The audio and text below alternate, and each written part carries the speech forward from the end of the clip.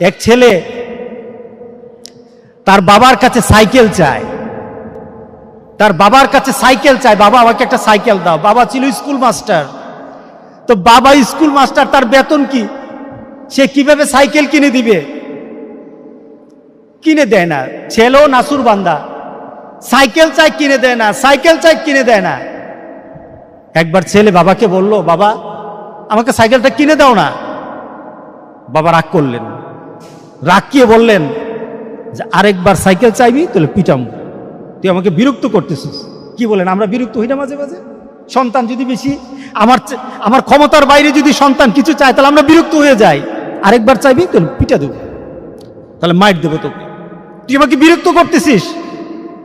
সন্তান বারবার চাওয়ার কারণে বাবা বিরক্ত হয়ে গেল। সন্তান কিন্তু রাসূল বান্দা। সন্তান বাবার দিকে তাকিয়ে করুণ সুরে কাঁদতে কাঁদতে বলো, বাবা তুমি কি মারবা? তুমি ছাড়া আমি কার কাছে চাইবো বলো? তুমি ছাড়া তো আমার আর চাওয়ার জায়গা নাই। তুমি আমার আব্বা, এছাড়া আমি কার কাছে চাইবো?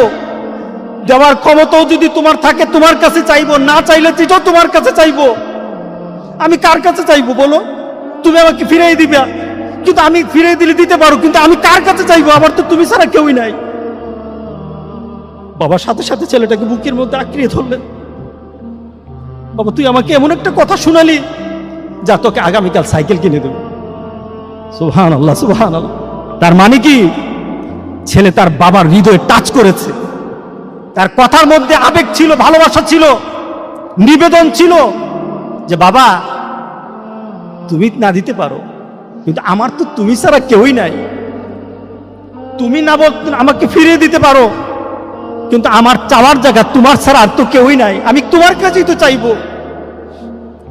আমরা যদি মাবুদের দরবারে, আল্লাহর দরবারে এভাবে চাইতে পারতাম, যেই মাবুদ দিতেই পারে, দিতেই পারে, দিতেই পারে, একমাত্র যিনি দিতেই পারে, তার কাছে ওই আবেগ দিয়ে যদি চাইতে পারতাম, কোনো দিন কোনো জিনিস আমাদেরকে ফিরিয়ে দিতেন না।